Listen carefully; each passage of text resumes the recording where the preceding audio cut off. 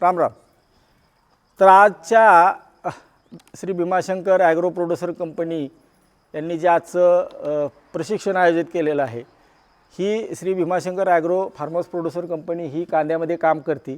तुमच्या पंचकृषीमधल्या कांदा उत्पादकाचं हित साधण्यासाठी ही कंपनी स्थापन केलेली आहे आणि या कंपनीच्या भागधारकाचं प्रशिक्षण देण्यासाठी ह्या कंपनीचे जे भागधारक आहेत, शेअर होल्डर आहेत, त्यांचं प्रशिक्षण घ्यावं असं अपेक्षित आहे. आपला जो स्मार्टचा प्रकल्प आहे त्याच्यामध्ये सगळ्या भागधारकाचं ऑनलाईन ऑफलाईन ट्रेनिंग देणं अपेक्षित आहे. त्यासाठी तुम्हाला आज इथं बोलवलेलं आहे. तर कांदा हा मूळ ह्या कंपनीचं काम आहे. त्याच्यामध्ये हे कांदा खरेदी करतात, साठवतात आणि मग विकतात. मग तुम्हाला भाड्याने देत असतील किंवा ते विकत घेऊन कंपनीत ठेवतात. तर सुरुवातीला जे बोललो आपण ते प्राथमिक होतं. आता जर मला काय बोलायचं असेल तर तुम्ही विषय सांगावा आणि मी त्याच्यावर बोलावं. कारण कार्यक्रमाला कुठलाही शासकीय कार्यक्रम असेल तर लोक का येत नाहीत, मी तुम्हाला प्रश्न विचारला, बरोबर? का येत नाहीत? लोकाला काम आहे म्हणले तुम्ही, वेळ नाही. तर वेळेचं तर मी बोललो, सगळ्याला सारखे दिवस असतात, सगळा वेळ असतो. तुम्ही आहे तो वेळ कशात घालवला ह्याच्यावर अवलंबून असते. अजून काय कारण लोक का आले नाहीत? कोणीतरी बोला की, आम्ही सांगावून कसं चालायचं? माझं म्हणणं आहे की लोक का येत नाहीत असं मला वाटतं. ते सांगतो मी की लोकांच्या कामाचं हितं काही दिलंच जात नाही. हितं म्हणजे कुठल्याही कार्यक्रमाला आपण आजचं हितं म्हणत नाही. काहीतरी सरकारी टार्गेट आहे, त्याला पैसे आहेत आणि मग फोटो काढायचे आहेत आणि मग सगळा कार्यक्रम काहीतरी सांगतात जे की माझ्या अजिबात कामाचं नसते. त्यांना वरून काहीतरी आलेलं असतं, ते तुम्हाला सांगायचं आहे आणि मग चहा पाणी नाश्ता जेवण करायचं, निघून जायचं. कारण समोरच्याचा विचार आपल्याकडे केलाच जात नाही, त्याला काय पाहिजे. आज अशी बरेच संस्था आहेत जिथं एका दिवसाचे प्रशिक्षणाचे 6 तासाचे 2,000 रुपये घेतात. एक वेळ जेवायला 2 वेळ चहा देतात. तिथं लोक जातात 2,000 रुपये एका दिवसाचे देऊन. मग इथं फुकट काय येत नाहीत? त्याला कारण आहे की माझ्या कामाचं तिथं काही मिळत नाही. म्हणून मी तुम्हाला काय म्हणतो की तुम्हाला कुठल्या विषयावर बोलावं वाटतं, तुमच्या कामाचं दिलं तर तुम्ही ऐकचाल ना, बरं वाटेल. काहीतरी आपल्या कामाचं आहे बाबा. तुमच्या कामाचं नसल्यावर मग सरकारी कार्यक्रम होईल. शेती परवडती का? शेती परवडती का? का परवडत नाही? एक एक कारण सांगायचे. एक बाजारभाव मिळत नाही, अजून दुसरं काय कारण? बोला. मजूर मिळत नाही, बरोबर. दुसरं, तिसरं खत औषधं मागले, 3 अजून हवामान आमच्या हातात नाही, पाऊस ऊन वारं थंडी धुई, बरोबर आहे. भाव तर घेतला आपण, ही 4थं कारण झालं. अजून काय कारण? शेती न परवडायचं, मजूर मिळत नाही, घेतला आपण. कशामुळे परवडत नाही? उत्पादन त्या मापाने निघत नाही, बरोबर. त्याला कारण वेगवेगळे असतील, त्याच्यावर येऊ आपण. अजून दुखणं तर कळलं पाहिजे. शेती परवडत नाही सगळ्याला मान्य आहे, मग का परवडत नाही आपल्याला त्याच्यावर विचार करावा लागेल. बरं, आता तुम्ही सगळी कारणं सांगितलेली, ही तुमच्या हातात काय काय ह्याच्यातलं सांगा बरं.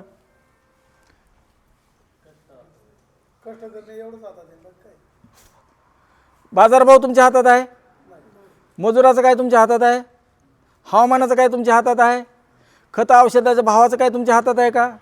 नाही, बरोबर. मग आम्ही चर्चा कशावर करतोय?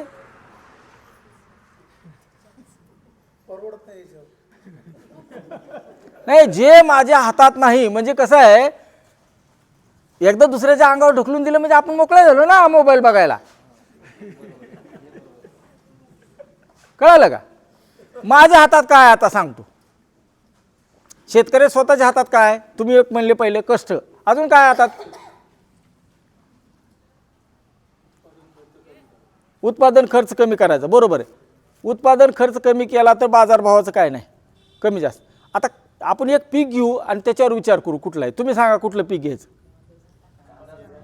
कांदा. अजून तुमच्याकडची महत्त्वाची पिकं सांगा. कांदा एक आहे, बटाटा आहे, फ्लावर आहे, कोबी आहे, मेथी कोथिंबीर आहे, बरोबर.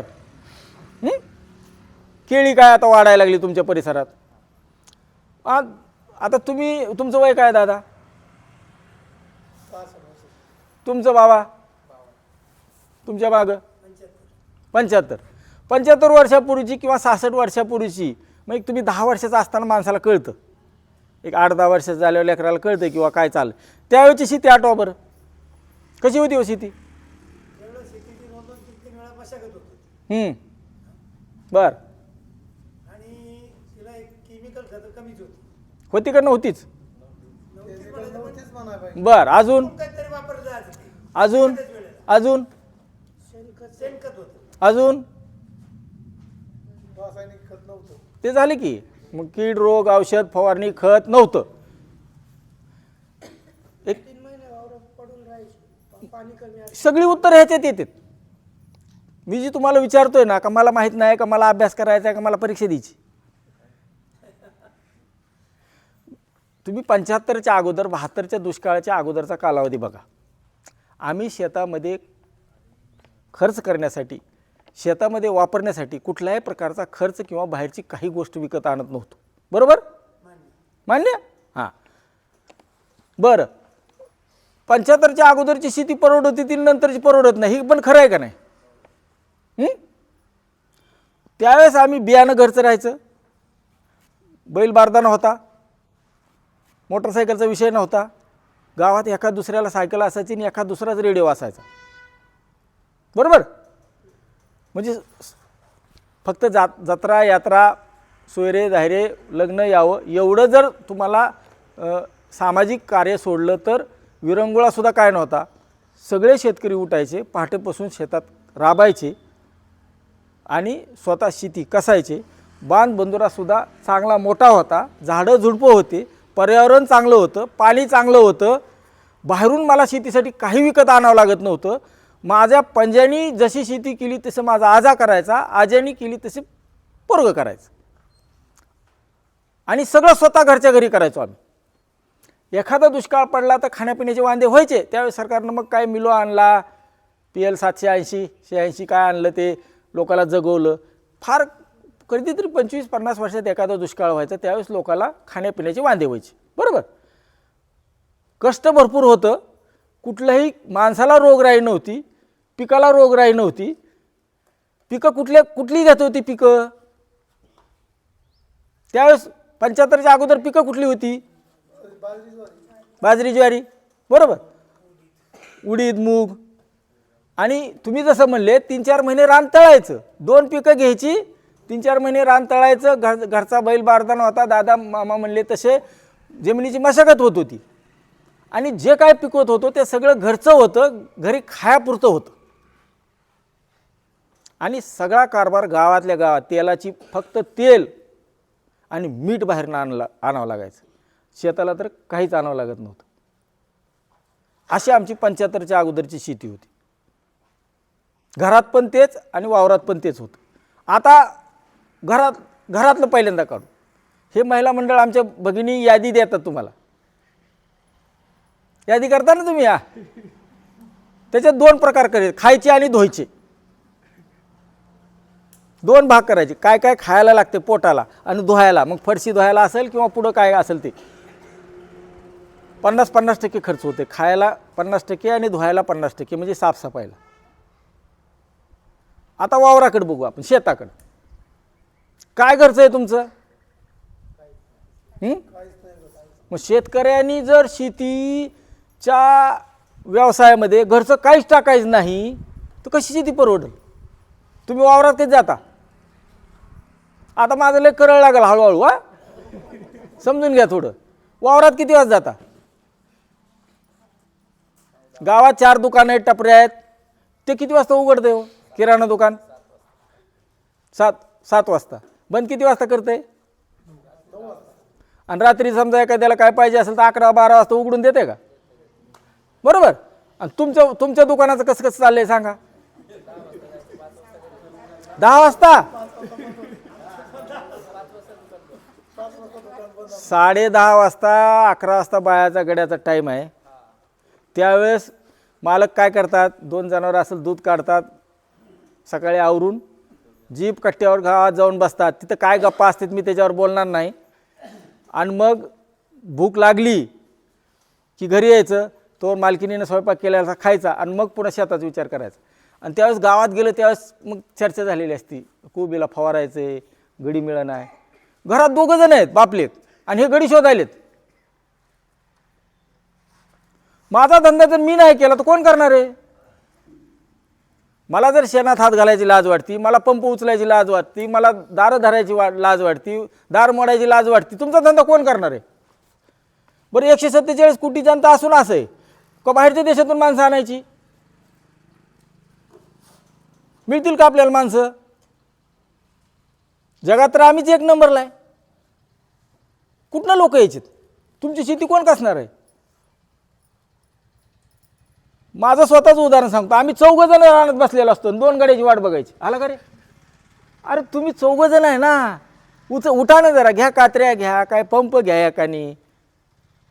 का आम्ही शेती करत नाही, आम्ही रानातलं काम करत नाहीत, शेणात हात घालत नाही. ह्याच्यात कमीपणा वाटायला. मला माझ्याच धंद्याची जर लाज वाटली तर धंदा होईल का नीट. आणि मग सगळं आम्ही दुसऱ्यावर, बाजारभाव नाही, मजूर मिळत नाही, खत महाग झालं, औषध महाग झालं, निसर्ग साथ देत नाही, अतिवृष्टी झाली, पाऊस कमी झाला, हे सगळं, लाईटच वेळेत नाही, बिबट्याच आहे. सगळ्या ज्या माझ्या हातात नाही त्या गोष्टीवर दोष देतो आणि कर्माला पुन्हा दोष देतो आणि शांत राहतो. माझं तर स्पष्ट म्हणणं आहे, भारत देश गरीब आहे किंवा आम्ही गरीब आहे. का गरीब आहे आपण. कशामुळे गरीबी आहे.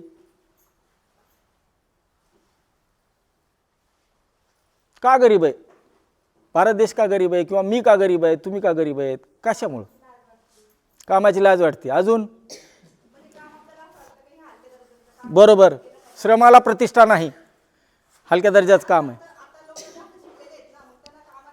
येत तर काहीच नाही, शिकलाय जास्त पण येत तर काहीच नाही, फक्त पॅन्ट शर्ट घालतंय. मूळ मुद्दा गरिबीचा मूळ मुद्दा कुठं आहे माहिती आहे का. आम्हाला ज्ञान आणि कौशल्य नाही. काय. आता उलटा जाऊन विचार करा.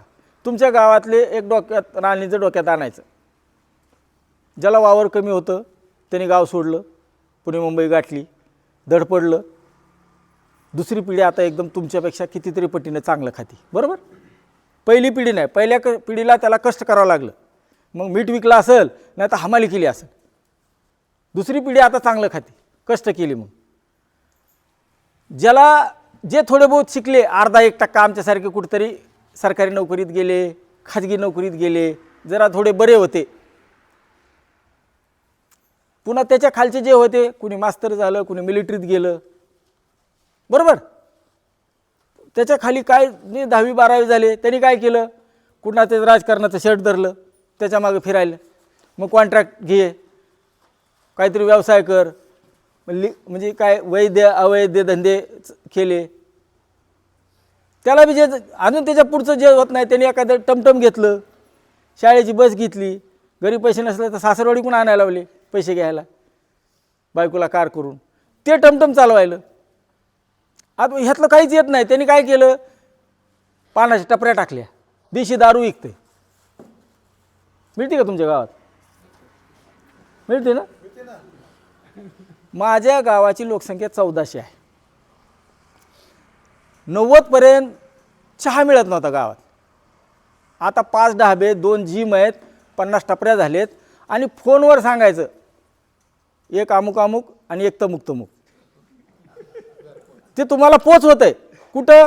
लवारणी शेतात आण, आपल्या गावाकडे शेताची नावं असतात ना, माळावर आण, तिथं ती मोटरसायकलवाला घेऊन येते. सगळा सरंजाम एकदम थंड, गरम पाहिजे ते गरम, थंड पाहिजे थंड, इतक्या सुविधा उपलब्ध झाल्या. मग हे कुणी केलं, ज्याला काहीच जमत नव्हतं ती, कारण त्याला गमवायचं काहीच नव्हतं. पोलिसांनी धरून न्यायला, 4 दिवस आत राहील, हप्ते वाढविल, काय करायचं ती करल. आता हे सगळं ज्याला जमलं नाही ते काय करते आता?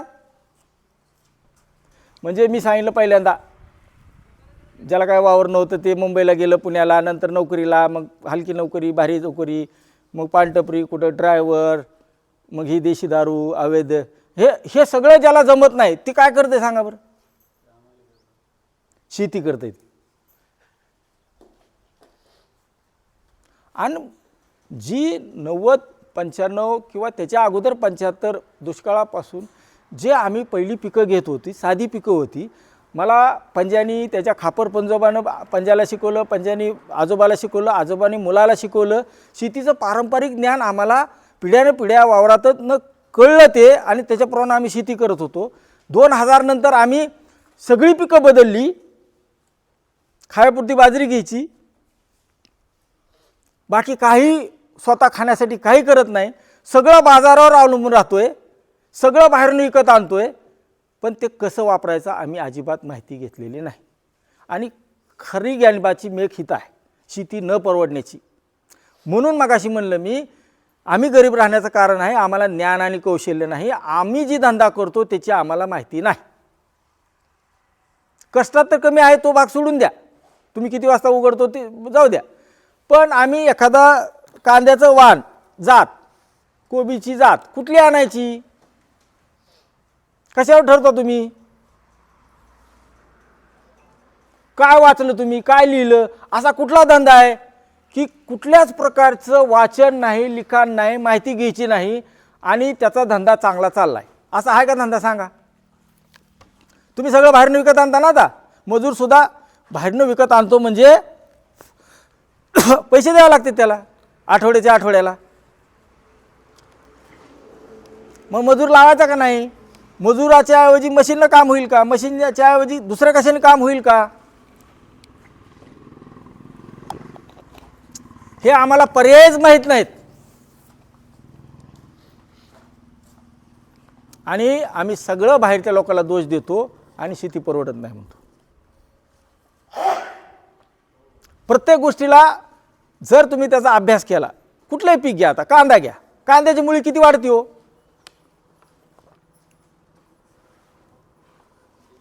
कांद्याचा बिवाड चांगला असतो? नक्की काय प्रकार आहे? तुम्ही काहीच बोलत नाही, ह्याचा अर्थ नाही. मला दुसरी शंका आली नाही ना काय तसं. सुंब राहणे कशामुळे म्हणतोय? काहीच बोलायचं नुसतं बघायचं, काहीच प्रतिक्रिया नाही, पटलं बी नाही, होय बी नाही, नाही बी नाही, काहीच नाही बोलायचं. म्हणजे काय? कांद्याची मुळी किती लांबती? तुम्ही कांदा घेता ना, आता किती वर्ष झालं कांदा घेता? किती अंतरावर कांदा लावायला पाहिजे? किती दिवसाचं रोप लावायला पाहिजे? कुठला वाण लावायला पाहिजे? पावसाळी कुठला, हिवाळी उन्हाळी कुठला, कुठलं खत द्यायला पाहिजे त्याला? काय माहिती आपल्याला सांगा. आता ह्या वर्षी पंचनामे झाले जास्त पावसामुळं? झाले ना. कशामुळे झाले पंचनामे? किती झाली ती अतिवृष्टी?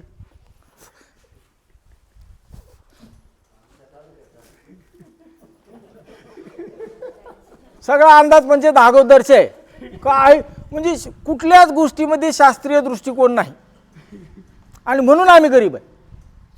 आम्हाला 8 हात लाकूड 9 हात धलपी एवढंच माहित, बाकी काय माहित नाही. वर्षानुवर्ष पीक घेता तुम्ही, तुम्हाला काय माहिती नसावं? बरं किती पिकं घेता? 4-5 पिकं घेता तुम्ही. केळी लावली, कुणी सांगितलं केळी लावायला? काय नाही, सोयऱ्याकडे बघितलं, शेजाऱ्याने लावलं, कंपनीवाला आलता, कंपनीवाला आलता.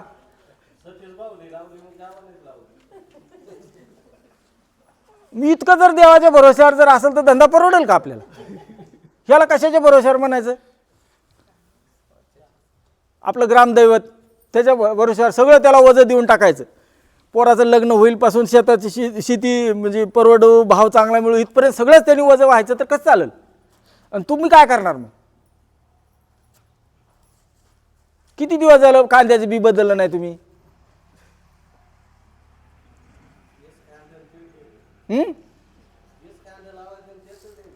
किती दिवस?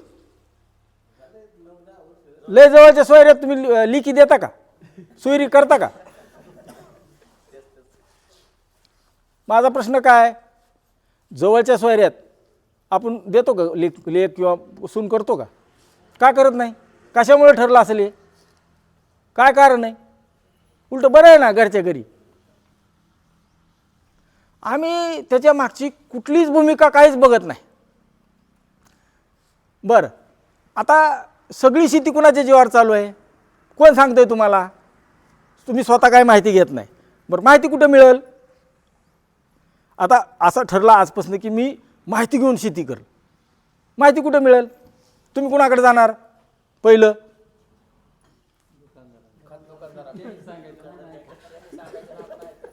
म्हणजे कसायला काय दार्जिन त्याला का वाईट बनायचं आपण? तुम्ही शेती कशासाठी करता? 2 पैसे कमवायला. त्याने दुकान कशाला टाकले? मग त्याला का दोष द्यायचा? काय कारण दोष द्यायचं? तुम्हालाही वाटतं ना 2 पैसे जास्त मिळावे, तसं त्यालाही वाटतंय. ती फक्त एकच होते, तर तुम्ही दरवर्षी एक तुकडे विकताय, ती दरवर्षी एक मजला चढवते. दरवर्षी नाही तर 2-4 वर्षाला तर होतच. ते विकायला तुम्ही विकायला लागले आणि ते घ्यायला लागले. म्हणजे ह्याचा साधा आहे की माहिती कुणाकडून घ्यायची पहिलं लक्षात ठेवा. ज्याला इकडं तुम्हाला जे सांगतंय त्याला जर काय विकायचं असेल तर त्याचं खरं मानायचं, ऐकायचं. खरं मानायचं नाही, हे खरं नाही सांगत असं गृहीत धरून ऐकायचं, म्हणजे उलटा विचार करायचा. तसा आम्ही उलटा विचारच जास्त करतो, सरळ कुठं करतो आपण? सहजासहजी कोण विश्वास ठेवते कुणावर? पण त्यांनी काही सांगू द्या, ऐकून घ्यायचं. अजून दुसरा काय सांगतो, आता साधी गोष्ट आहे, कमीत कमी 2 GB डाटा प्रत्येकाला मोबाईलवर आहे. 5 GB पण आहे काही ठिकाणी, बरोबर? 5G किंवा 5 GB पण येतोय. ज्याला विकायचं त्याचं ऐकायचं नाही, 10 जणांचं ऐकायचं, त्याचा सार काढायचा. ऐकावं कुणाचं? कृषी विद्यापीठाचं. त्याला काय ऐकायचं का तुम्हाला? मी आज इथं आलो, मला काय ऐकायचं का? माझ्याकडे काय बाटली आणली का? मी असते तर बाटल्या घेऊन येतात काहीतरी. तुम्ही लोक येत नाही. मगाशी जसं म्हणलं ना, तुम्हाला आतापर्यंत खूप लोकांनी फसवलंय. कार्यक्रमाला लोक काय येत नाही? लोक वेडे नाहीत.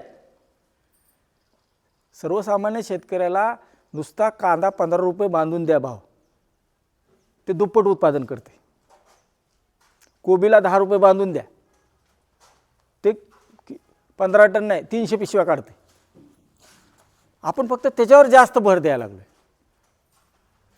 आणि ऐकायचं कुणाचं? तर ज्याला काही विकायचं नाही त्याचं खरं मानायचं. का? तर त्याला विकायचं नाही. मला काय तुम्हाला विकायचं नाही, त्यामुळे मी खोटं कशाला सांगाल तुम्हाला? बरं, मला विकायचं म्हणलं तर मी काय करतोय? आपली स्वतःची लेख कसली जरी असली तर आपल्या मायबाला चांगलीच वाटती, त्याची तारीफच करतो ना आपण. तसं ती करते,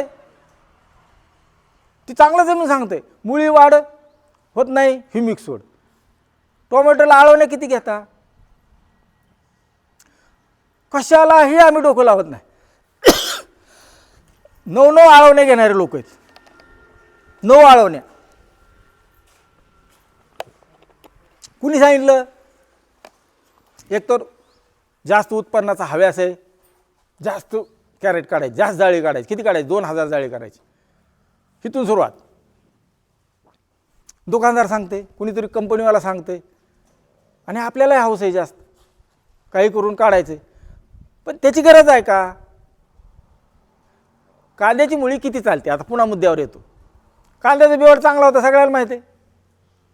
कांद्याचा बेवड चांगला होतो ना. अशोकराव काय दुसरी काही सोय केली नव्हती ना? मला जर दुसऱ्या सेवा महिला जाऊ दे, तुम्हाला बोलतच नाही मी, आता महिला मंडळाकडे बोलतो. ते आमच्या माय भगिनी चांगल्या असतात बिचाऱ्या, आणले की ते बघा चुळबुळ करणार नाहीत, हलणार नाहीत, जागेवर उठणार नाहीत. नाही तर इथं मात्र सारखं या पायान ते कांद्याची मुळी किती चालते? कांद्याचा बेवड चांगला होतो का? होतो. कशामुळे होतो? 2 फुटापर्यंत कांद्याची मुळी चालते. 2 फुटापर्यंत. बरं, कांद्याची मुळी कशी असती? एकदम बारीक असते, जारवा. तो 2 फुटापर्यंत चालतो. ज्यावेळेस तुम्ही कांदा उपटता त्यावेळेस मुळी किती येते? त्याला थोडी येते, आणि बाकी सगळी जमिनीत राहते. ती हळूहळू हळूहळू कुजती ती, कारण ती तुम्हाला काढता येत नाही. तुम्ही काढता आली असते ती उपसून काढली असती, बांधावर टाकली असती. काय ती उपजतच नाही ना, कारण आधी 15-3 आठवडा पाणी बंद केलेलं असते, रान वाळते आणि पडदिशी हिसका दिला की निघावं म्हणून ती, आणि मग ती हळूहळू हळू कुजती. कुजल्यावर त्याचं आपोआप तिथं जागा तयार होती, म्हणजे जमिनीत हवा खेळती राहती, आणि ती कुजल्यामुळं त्याच्यातलं जे अन्नद्रव्य आहे, मग तुमचं नत्र, स्फुरद, पालाश, सूक्ष्मद्रव्य सगळं तिथं जाग्यावर उपलब्ध होतं, आणि म्हणून तुमचा त्याचा बेवर चांगला होतो. असं प्रत्येक गोष्टीचं शास्त्र आहे, प्रत्येक गोष्टीचं शास्त्र आहे. तुम्ही कुठलाही मुद्दा काढा, म्हणून मी तुम्हाला म्हणतो तुम्ही एखादा विषय सांगा, त्याच्यावर मी बोलत राहील. नाही तर मग मला जसं जमल तसं जे आठवल ते जे सांगणं आवश्यक वाटतंय, मग तुमच्या कामाचं राहील नाही राहील मला सांगता येत नाही. तर शेतीमध्ये निवडायला शिकण्यासाठी मला 100% स्वतःला त्या पिकाचे बारकावे, त्याची मुळी किती चालती, उंची किती असती, त्याचं खत कुठं द्यायला पाहिजे, औषध कधी फवारायला पाहिजे. आम्ही काय करतो आहे, भारीत भारी पाहिजे, पण ते कधी फवारायचे, किती प्रमाण घ्यायचं आहे, ते कुठं गेलं पाहिजे. आता औषधामध्ये प्रकार सांगतो, ते स्पर्शजन्य म्हणतात, म्हणजे ते ह्याच्यावर पडलं किंवा त्या कीटकाचा स्पर्श झाला की त्याचं लागू होतं आहे. दुसरा प्रकार असतो ते भिंत आहे शरीरात त्या पिकाच्या, त्याला आंतरप्रवाही म्हणतात. तिसरा प्रकार आहे ट्रान्सलॅमिनार, म्हणजे वर पडलं तर खाली जातं आहे, कारण खालून कीड असते ना. मग आम्ही कुठलं घेतो आहे बरं. स्पर्शजन्य कधी मारायला पाहिजे, कीटकनाशक, बुरशीनाशक ज्यावेळेस सूर्यप्रकाश नसेल, त्यावेळेस झाकळलेला आहे, आर्द्रता जास्त आहे, त्यावेळेस स्पर्शजन्य कीटकनाशक वापरलं पाहिजे. आता आंतरप्रवाही कधी वापरलं पाहिजे, ज्यावेळेस, कारण ते शरीरात शोषलं पाहिजे ना. स्पर्शजन्य वर राहिलं तर चालतंय ना. आंतरप्रवाही कधी वापरलं पाहिजे, ज्यावेळेस सूर्यप्रकाश आहे, जेणेकरून ते त्या पानाच्या खालच्या स्टोमॅटोमधून त्याच्या शरीरात जाईल. आम्हाला माहिती आहे का, कोण सांगणार आहे, आणि कधी कळायचं, कधी कळणार आहे. ट्रान्सलॅमिनार आता कोळीसारखा आहे, तो खालच्या बाजूला राहतो, त्याला ट्रान्सलॅमिनारच मारावं लागेल ना. बरं, आज एक औषध घ्यायला गेल्यानंतर तुम्ही 1000-1500 रुपये घेऊन जाता. आम्ही बघितलेलं आहे, काय टोमॅटोवर आळी आहे किंवा कोबीवर आळी आहे, तुम्ही एवढं सांगता ना, कुठली आळी आहे. करप्यात 2 प्रकार असतात, लवकर येणार आहे, उशीर आहे, ओळखू येतो का आपल्याला. मग तो काय देतो तुम्हाला दुकानदार,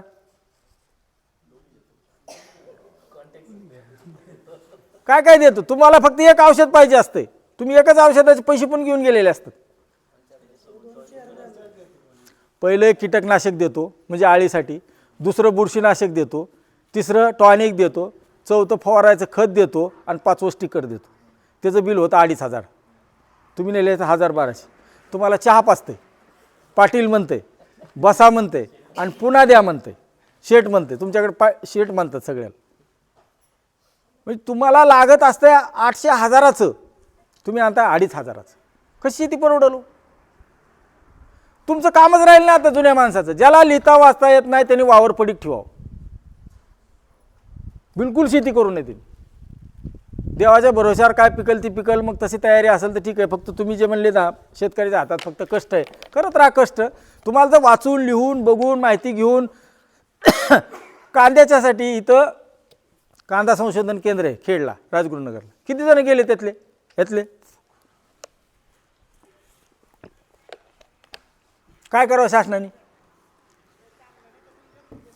कांद्याचं पीक घेतो वर्षानुवर्ष आम्ही, 25 वर्ष, दुसरी पिढी आता कांद्याचं पीक घेणार आहे. मग कांद्यासाठी शासनाने एवढं मोठं वावर गुंतवलं आहे, एवढी मोठी लोकं आहेत, तिथं प्रयोग असतात, जाळ्या दिसतात, काहीतरी दिसतं ना जाता येता. कशाला लावलं आहे ते, तिथं काय शूटिंग करायचं का पिक्चरचं, काय चालू आहे तिथं बघितलं का जाऊन. काय कसं सांगायचं तुम्हाला, कुणी सांगायचं, घरी येऊन सांगायचं प्रत्येकाच्या. बरं, आपलाच धंदा आपल्याला, तुम्हाला गरज नाही तर आम्हाला गरज वाटेल का. समजा मला पगार आहे आणि मला सांगितलं सकाळी उठल्यापासून फक्त शेतकऱ्याला भेटायचं आणि त्याला सांगायचं हे असं कर तसं कर, किंवा हे असं आहे बाबा ते तसं आहे. किती लोकांना सांगेल मी दिवसात?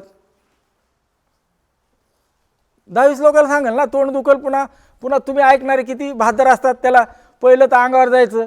तुम्हाला काय कळतंय? शेती कुठं वाचून करायची असती का? आणि तुम्ही काय सांगणार? तुम्ही पॅन्ट शर्टवाल्याला बसता तरी येते का नीट? तुम्ही ऐकणार का त्याचं? बरं, तुम्ही नाही विचार, त्यामुळे त्यालाही कळत नाही. ते म्हणते कुणी विचारत नाही, तर ती पण माहिती घेत नाही, इकडचं पण माहिती घेत नाही. कारण लिकरू रडलं तर माय पाजती. तुम्ही विचारत नाही, आम्ही अभ्यास करत नाही, किंवा आम्हाला आमची गरज वाटत नाही. मी जाऊन घसा कोरडा केला आणि त्याचा काय उपयोग झाला नाही. पुढच्या वेळेस म्हणते किंवा लोकच कमी असतील. अशोकराव तुम्ही उरकून घ्या, कार्यक्रम उरकून घ्या. आम्ही सरळ सांगतो, कारण लोकांनाच गरज नाही तर मला कोण विचारते? मी आता इकडे एका दुसऱ्या शेतात जाणार, फिरणार, बघणार, एखादा हाय ऐकणार बाबा, त्याला सांगायचं आणि चाललं माघारी. माझं काय बंद पडलं? माझ्या तर रोजात काय फरक पडत नाही ना. शेतीमध्ये काही जरी वापरायचं असेल तर त्याची संपूर्ण माहिती घेतल्याशिवाय शेतीमध्ये ते टाकू नका. नाही टाकलं तरी फार विशेष फरक पडत नाही. चुकीचं तर अजिबात करू नका. मातीमध्ये इथून पुढं कुठलंही रसायन टाकायचं नाही. मातीमध्ये म्हणजे तुम्ही जे ड्रेंचिंग करता, आळवण्या करता, त्याच्यामध्ये काय काय टाकता तुम्ही? बुरशीनाशक, कीटकनाशक, नेमॅटोड येतो म्हणून, बरोबर. पुन्हा ह्युमिक ॲसिड. अजिबात काय टाकू नका. फक्त रासायनिक खत, मग पाण्यात विरघळणारा असेल किंवा हे कॉम्प्लेक्स म्हणतो आपण गोळी खत, ती सुरुवातीला वापरा. पुन्हा काही देऊ नका. जेवढं शक्य होईल तेवढी अंतर, चांगलं अंतर 2 झाडात ठेवा. दाट करू नका, कारण सूर्यप्रकाश आणि हवा सगळ्यात मोठं औषध आहे. काय? सोयाबीन बी किती पेरता एकरी? 25 किलो, 18-20 किलो. 15 किलोच्या वर सोयाबीन पेरू नका. 1.5 फुटाच्या सोयाबीन पेरू नका. कुठलंच पीक बेडशिवाय लावायचं नाही. मी आता एक एक फास्ट सांगायला लागलो, पण बेड कसा करायचा, किती अंतरावर लागवड करायची, एक पीक सांगितलं तर ठरलं तर आपल्याला त्याचं सगळं बोलता येईल. मी फक्त बारकावे त्याच्यातले सांगतो. कुठलंच पीक बेडशिवाय लावायचं नाही. आता कोथिंबीर पहिले फोकायचे, आता पेरता तुम्ही, बरोबर आहे का? पेरता. आणि पहिलं का फोकत होते? कुठलं बरं येते? तीच बेडवर आणली सारायच्या ऐवजी, काय होईल? मग काही काय मी सांगितलं का तुम्ही सांगितलं उत्तर? मग आमचं डोकं काय घाण ठेवलं का आम्ही कुणाकडे? पावसाळ्यात तुम्ही पंचनामे केले, पैसे आले का? बरं किती येणार? घरापर्यंत जातात का माऊलीपर्यंत? तुम्ही तिकडं संपवत आहे. 4 जण भेटले की तिकडेच जातात ते, आणि संध्याकाळी उशिरा येते झुलत झुलत झुलत. म्हणजे ते घरालाही नाही, दाराला नाही, शासनाला नाही.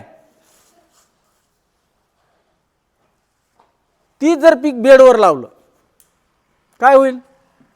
बरं बेड करायचं म्हणजे काय करायचं असतं? बेड करायचं आहे, काय करायचं असते? हो, काय करावं लागेल? कसा करायचा? बेड करतो म्हणजे आम्ही काय करतो? त्याला काय रॉकेट तयार बनवायचं का आपल्याला? जी तुम्ही सारा पडतो तिथं फक्त फन लावायचा आहे, पास लावाय, काय त्याला हे म्हणतोस, सरीचं हे लावायचं आहे, रिजर लावायचा आहे, नांगर लावायचा आहे, बरोबर आहे. एवढंच करायचं का? दुसरं काय होतं बेडला? आम्ही कृषी विभागानं म्हणा, कंपन्यांनी, सगळ्यांनी पेरणी यंत्राला सरी यंत्र होते दोन्ही बाजूला, ते सगळे काढून फेकून दिले ट्रॅक्टरवाल्याने. तुम्ही सांगितलं म्हणून, तुम्ही काय म्हणता मला सारा पडला पाहिजे, मग त्यांनी काढून फेकून दिले. त्याला काय करायचं? योग्य अंतरावर लागवड केली, योग्य म्हणजे पाहिजे तेवढं बियाणं वापरलं, जास्तीचं पाणी निचरून गेलं, कमी पाऊस पडला तर बरोबर त्याच्यामध्ये वापसा राहील. जेवढा जास्त काळ वापसा पिकाला मिळेल तेवढं जास्त वाढ होईल. ही किती साधं शास्त्र आहे. बरं त्याला काय करावं लागतं का? ऑलरेडी ट्रॅक्टर आहे. आणि हे आम्ही घसा कोरडा करून सांगतो, कुणीही ऐकत नाही. काय ह्याच्यात कष्ट सांगितलं का? पाणी द्यायचं तुम्हाला, स्प्रिंकलरनं द्या, मायक्रो स्प्रिंकलरनं द्या, ठिबकची एखादी टाकायची, टाका, 2 टाका, बरं ते नाही, तुम्ही दंडाने पाणी देता सारे ना, 3 फुटाचा सारा केला आणि 2 सरीवर पाणी लावलं तर काय होईल? बेडवर भिजेल का हो? बरं साऱ्यापेक्षा चांगलं भिजेल का? ही मी म्हणतो तसं चांगलं भिजेल. उसाला तुम्ही पाणी लावता ना, तसं जर कितीची मोटर आहे, 3ची 5ची 7ची, त्याच्याप्रमाणे जर तुम्ही त्या 2 बेडच्या मधले जी चारी झालेली आहे बारकी इतभर, त्याच्यातून पाणी लावलं तर कुठलं चांगलं भिजेल?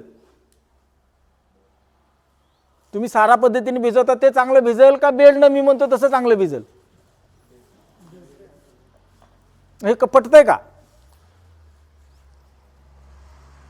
सगळे 100% लोकांनी सारा करायचाच नाही, खरीप असू रब्बी असू उन्हाळे. त्या ट्रॅक्टरवाल्याला सांगून मी 177 ट्रॅक्टर बदल करून घेतले होते. 177 ट्रॅक्टर अख्ख्या तालुक्यातले.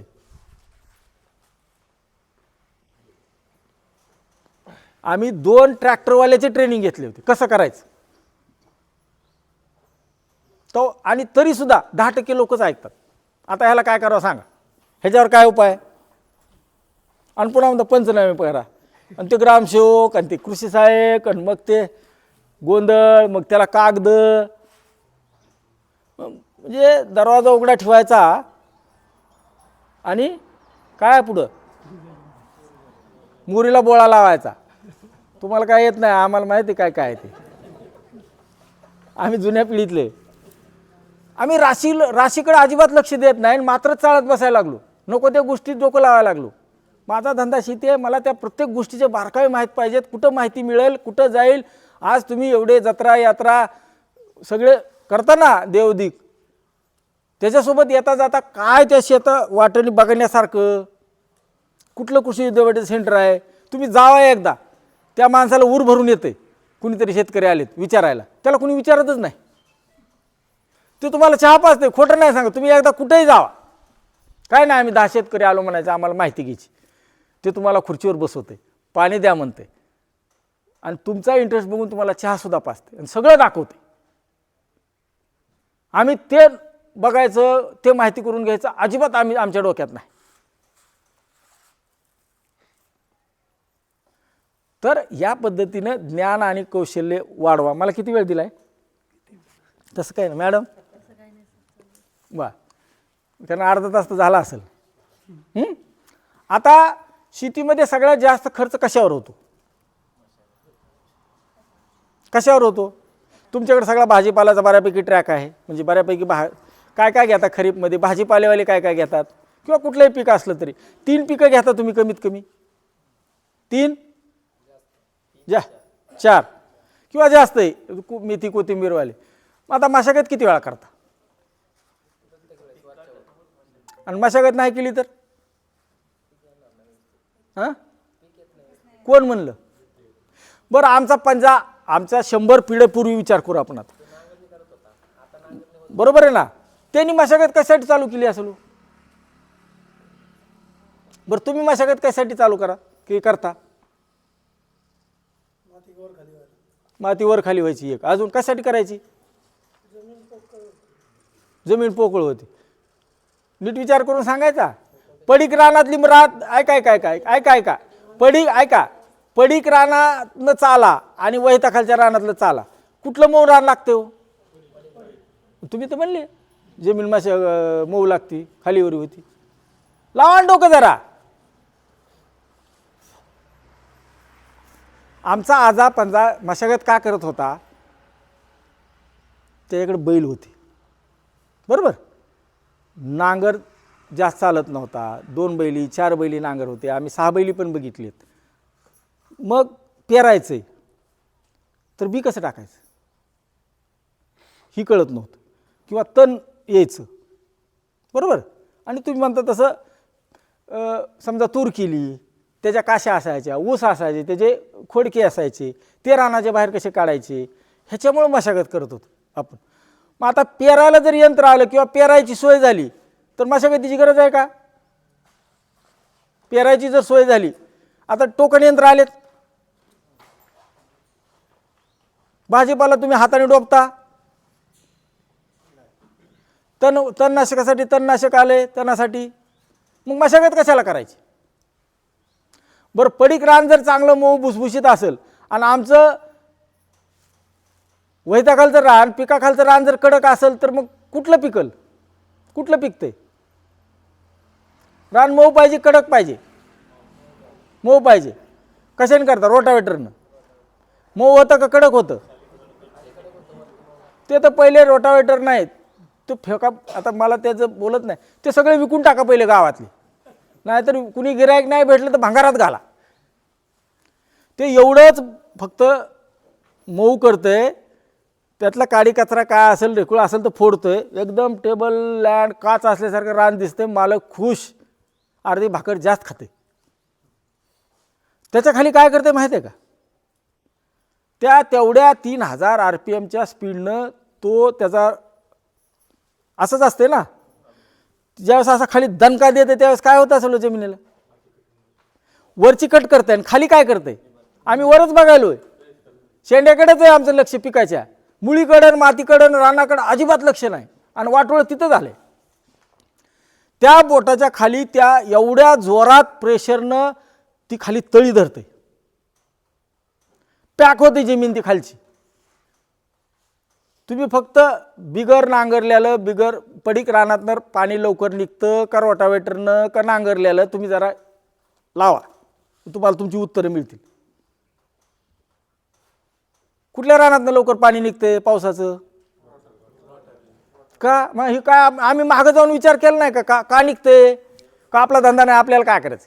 बाजारभाव नाही, खतं महाग झाले, निसर्ग साथ देत नाही,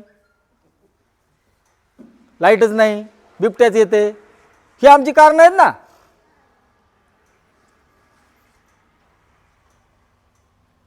जमिनीमध्ये कमीत कमी हलवा करा.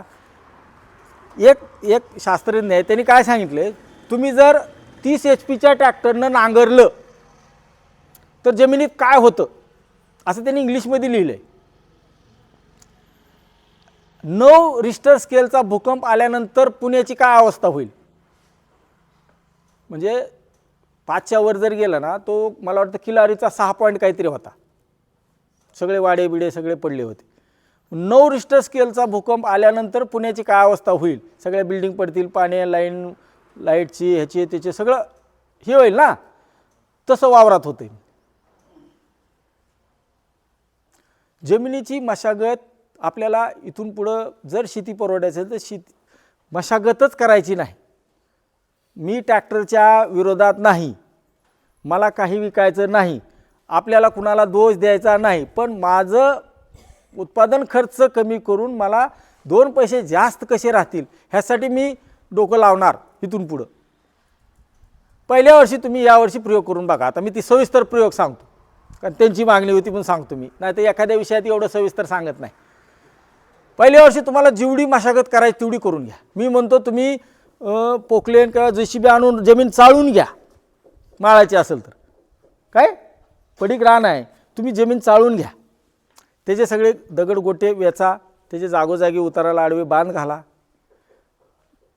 जी मोठी आता झाडं झुडपत राहिलीच नाहीत, गवतही तसं महिन्यात 2 महिन्याचं गवत आहे. मोठं गवत सापडतंय का तुम्हाला? आता हराळी बहुतेक गेलेले, कुंदा आहे आपल्याकडे भरपूर, आणि जे काय आहे ते बाकीचं बांधावर आहे.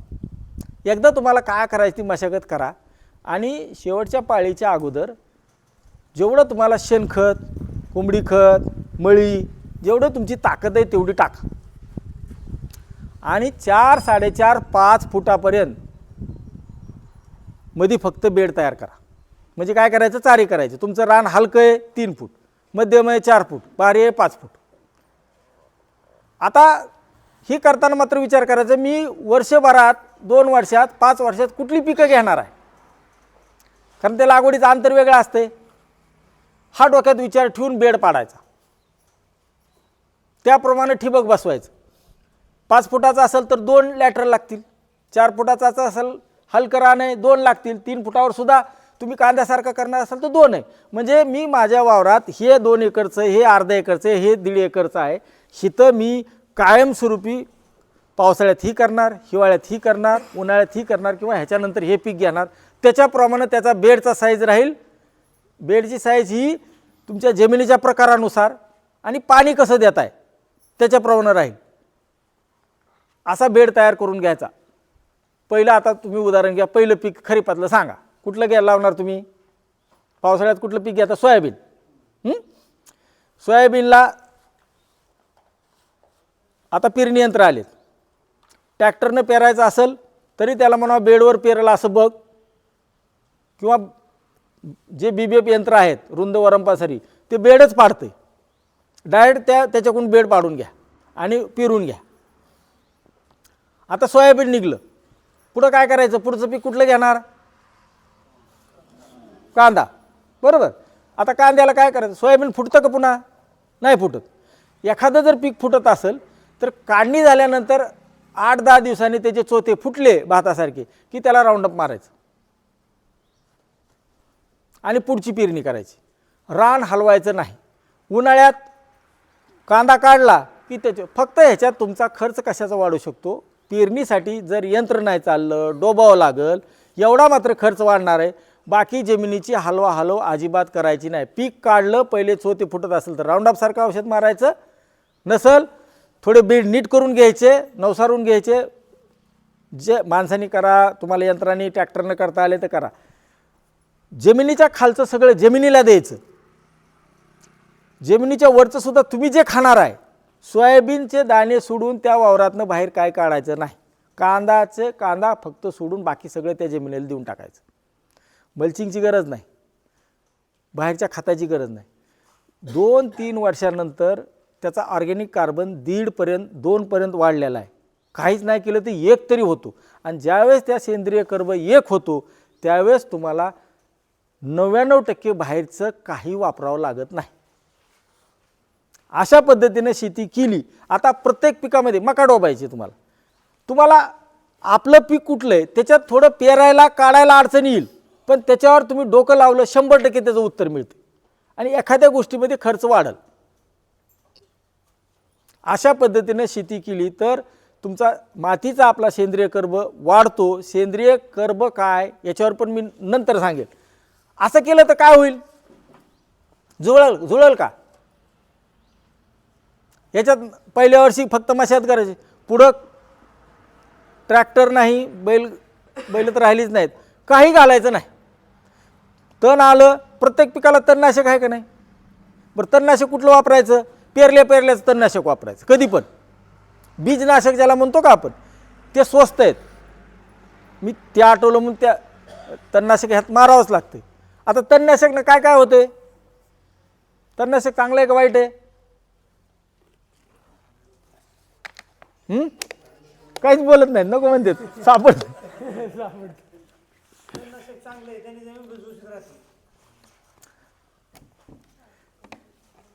तुम्ही राऊंडअप मारायचे. तुम्हाला समजा उदाहरण सांगतो.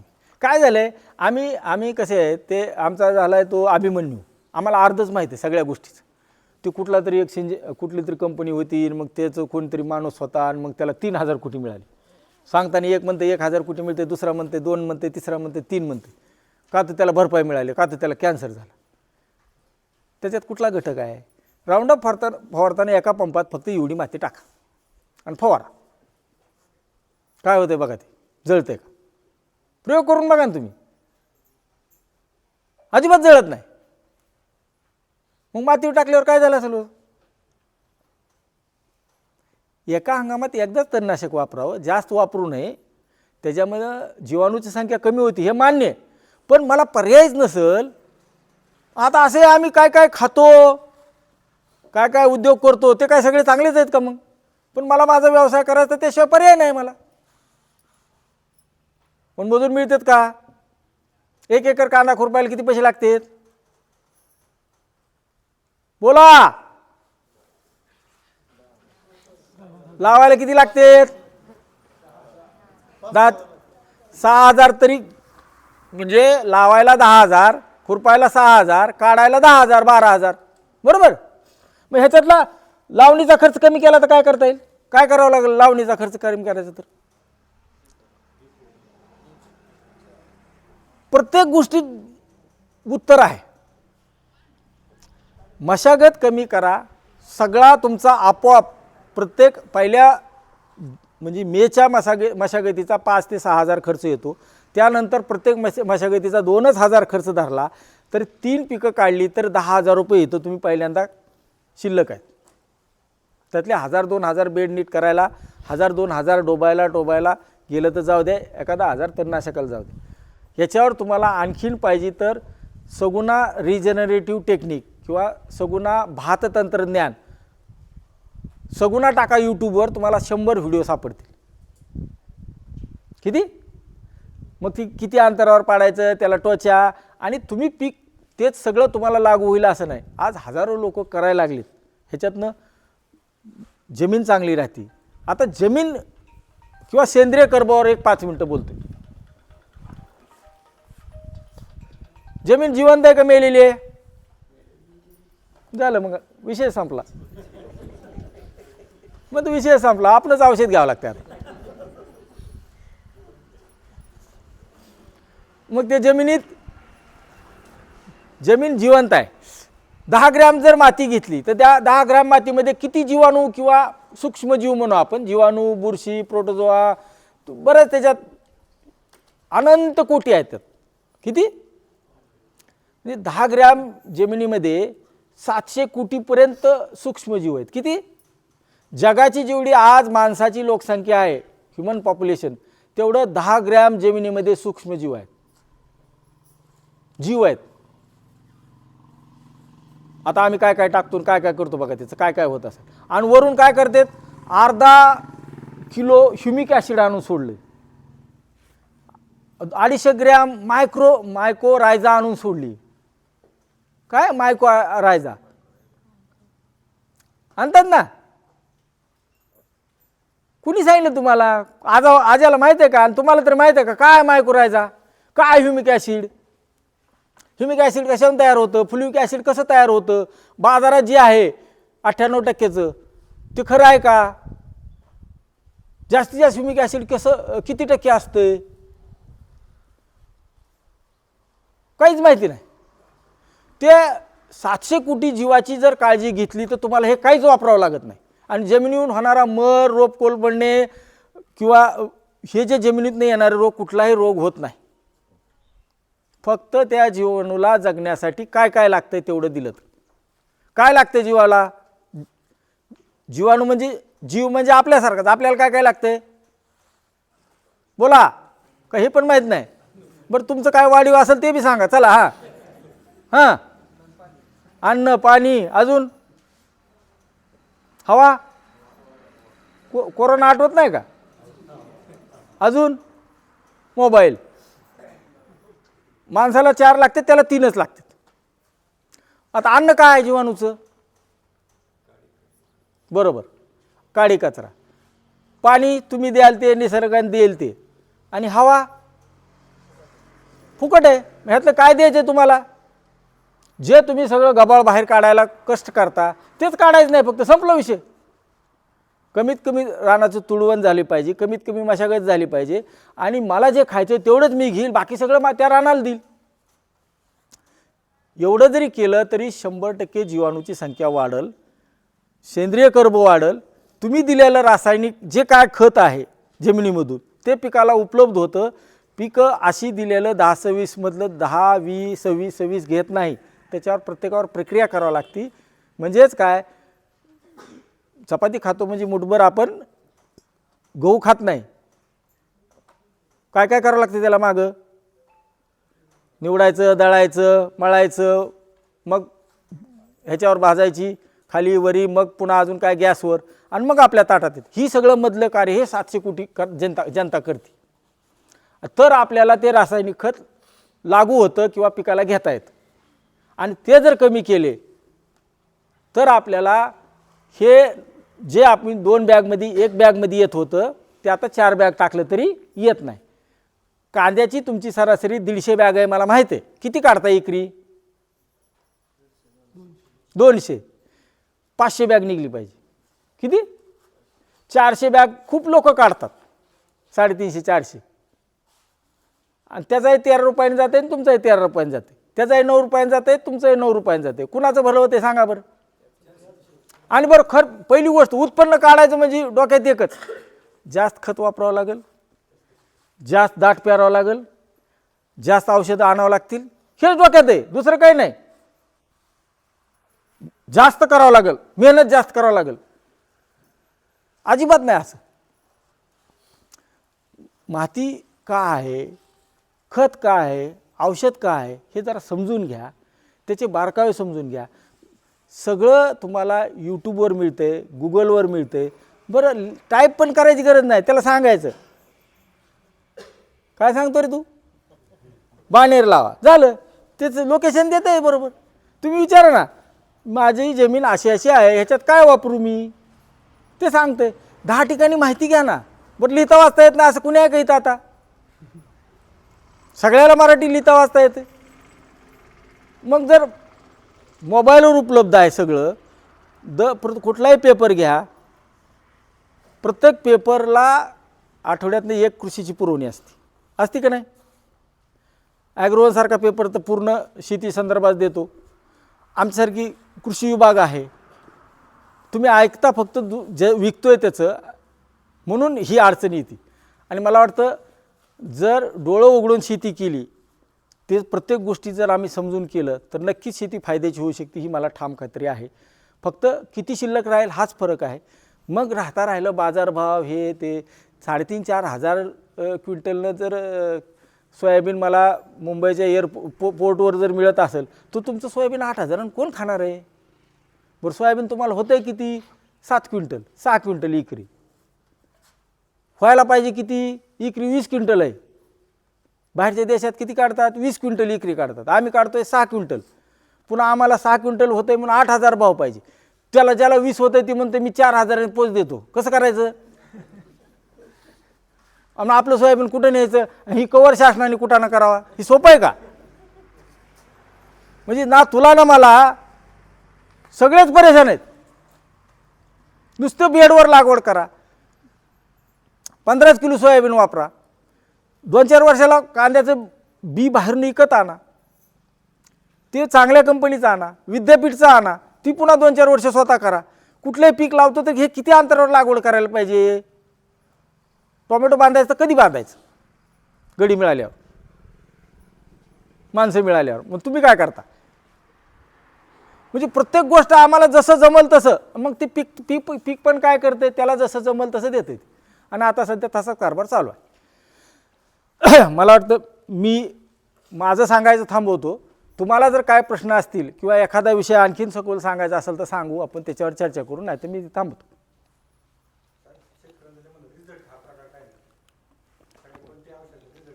शेतीचं असं दुर्दैव शेतीचं असं आहे, आम्ही जे पीक लावतो 3 महिने म्हणजे 70-75, कोथिंबीर असेल तर महिनाभर, मेथी असेल तर 25 दिवस, मग कोबी असेल तर 70-75 दिवस, ते सोयाबीन असेल तर 4 महिने, मग केळे असेल तर वर्ष.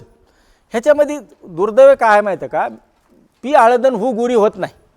ह्याच्यात तुम्ही काय जरी वापरलं तर लक्षात येत नाही. ह्याच्यामुळं बऱ्याच गोष्टी लोकांच्या धकून जातात, विकणाराच्या. आणि तुम्हाला काय पाहिजे, काळुकी पाहिजे. काळुकी आली म्हणजे काय होईल, त्याच्या मागं शास्त्र आहे. तुमच्या पिकाच्या शेंड्यामध्ये 2% जास्त युरियाचं प्रमाण झालं की तिथं 100% सगळ्या गावाची कीड येणार. म्हणजे काय होणार, काळुकी आली की कीड पण येणार. चांगली वाढ म्हणजे कशी, पिकाची चांगली वाढ म्हणजे कशी, चांगलं पीक म्हणजे किती, कसं असतंय बघा ना जरा. प्रत्येक पिकाला लावा डोकं तुम्ही. आता अर्धा किलो ह्युमिक ॲसिड सोडलं हे का, किंवा 4 किलो ग्रॅन्युअल पेरले, 1 एकर क्षेत्रामध्ये 2184,000 मेट्रिक टन माती असते. 1000 किंवा काय 2184 मेट्रिक टन माती. त्याच्यामध्ये तुम्ही अर्धा किलो सोडल्यावर काय होत असेल, ती पंढरपूरचा बुका तरी होते का. बरं ते केवढ्याला आणतात, 300 रुपयाला, 500 रुपयाला. आम्ही सेंद्रिय कर्ब वाढवायचं म्हणते, माती चांगली झाली पाहिजे. पण माती तू सगळं गबाळ बाहेर काढून जाळून टाकायला लागलाय, आणि बाहेरचं काहीतरी घाण गदळ आणून टाकायला लागले तुम्ही, त्याला पैसे देऊन टाकायला लागले. जनावर नाहीत, शेणखत मिळत नाही साहेब, महाग आहे. आपण काळाच्या ओघात आम्हालाही बदलावं लागेल. ठीक आहे जनावर नाहीत, मग अजून काय पर्याय आहे? 4 लोक घसा कोरडा करून सांगतायत यूट्यूबवर, ही त्यातलं आपल्या कामाचं काय ते जरा काढा ना, फिल्टर करून काढा. पहिली गोष्ट तर व्हिडिओ बघायचा तर अर्ध्या तासाच्या आतला व्हिडिओच बघायचा नाही. तुम्ही कितीचे बघता? अर्ध्या मिनिटाचे. हिथंच गोळ होते. तुम्हाला तात्काळ रिझल्ट पाहिजे. 7 ते 8 मिनिटाच्या वरती सेकंदाच्या वरती कॅपॅसिटीच राहिली नाही लोकांची. लगेच वर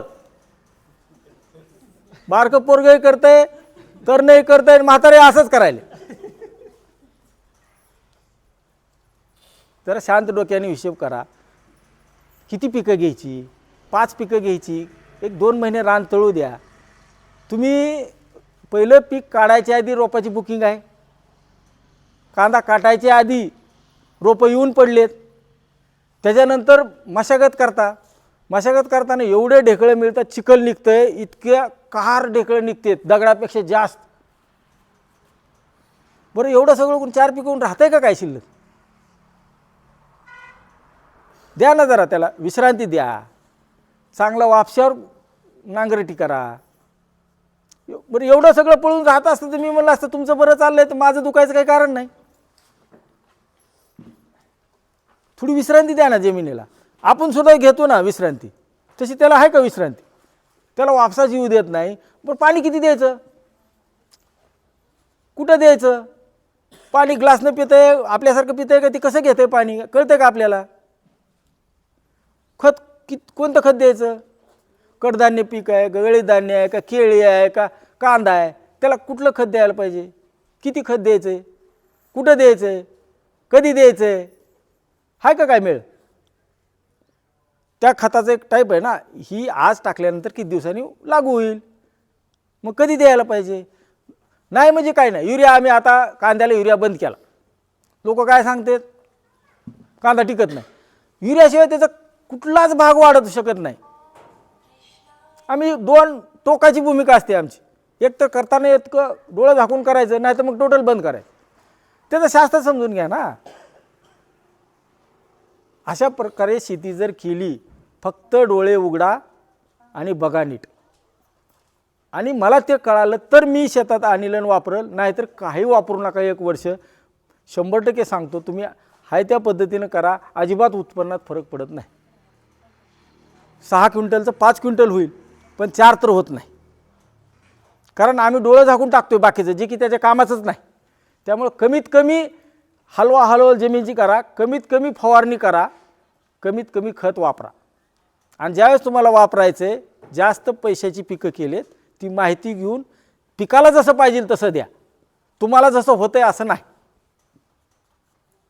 अजून कुणाचा काय प्रश्न? झाले का आता तास दीड तास मॅडम?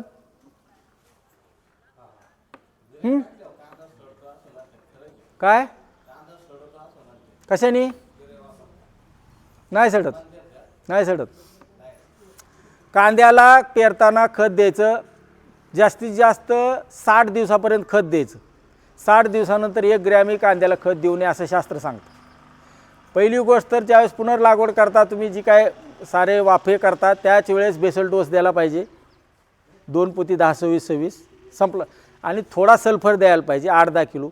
जर चुनखड नसेल तर 2-3 बॅग सिंगल सुपर फॉस्फेटचे द्या. आणि मग वर्षभर काही देऊ नका त्याला.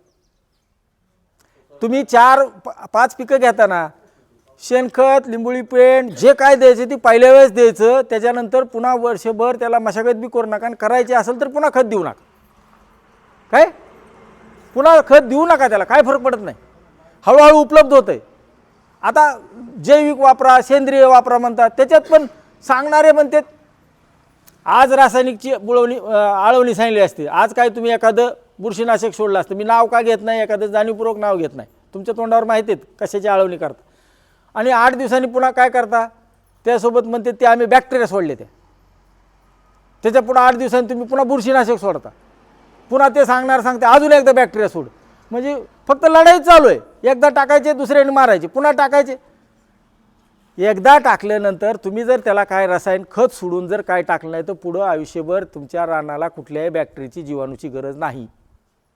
काय एकदा तुम्ही रासायनिक बुरशीनाशकाची आळवणी जर पुढं करणार नसाल तर एकदा हंगामामध्ये फक्त 1 लिटर किंवा 1 किलो आणून, ज्यावेळेस आर्द्रता चांगली असते, झाकळलेलं असते, पावसाचं वातावरण असते किंवा बारका पाऊस फुल्यानंतर रानातनं विस्कटून द्या, नाही तर ठिबकमधून 1 लिटर प्रत्येकी सोडा. पुन्हा आयुष्यभर कुठल्याही जीवाणू, बुरशी काही सोडायची PHB KMB सुद्धा गरज नाही. त्याला सुद्धा दरवर्षी खर्च. त्याला काय लागतं वाढायला? त्याला हवा लागते, पाणी लागतं आणि अन्न लागतं. ते तुम्ही जमिनीत जर ते असलं तर पुन्हा काहीच गरज नाही वाढायची. इतकं साधं शेतीचं शास्त्र आहे. ज्या पंजाला माझ्या खापर पंजोबाला अंगठा करायला डावा का उजवा कळत नव्हता, ते चांगलं खात होता, ते 100 वर्ष जगला. इतकं साधं शास्त्र आहे शेतीचं. ते आम्ही फक्त बाजारावर विसंबून राहिलो, लोकांच्या हातात सगळी सूत्र दिली आणि आम्ही परावलंबी झालो, म्हणून शेती परवडत नाही. कळालं? तुमचं प्रश्नाचं उत्तर मिळालं. अजून काय?